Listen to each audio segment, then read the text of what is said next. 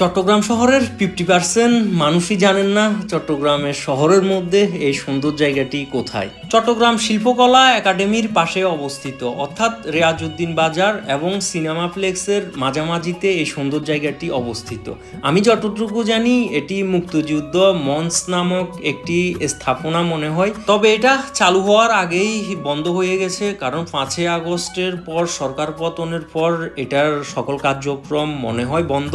কিন্তু সুন্দরতম একটি জায়গা এটি, আপনি চাইলে বিকালবেলা আড্ডা দিতে পারবেন, বিশাল স্পেস আছে।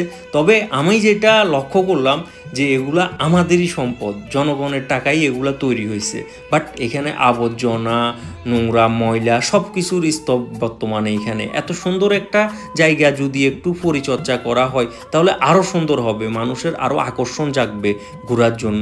আর যারা চট্টগ্রামে নতুন আসে ভ্রমণ করার জন্য, তাদের জন্য দর্শনীয় একটি স্থান হবে এটি। যাই হোক, আমি আশা করি বর্তমানে যারা নগরের দায়িত্ব রয়েছে তাদের হাতে এটার সৌন্দর্য বর্ধন হবে, তারা এটার আরও সৌন্দর্য বৃদ্ধি করবে।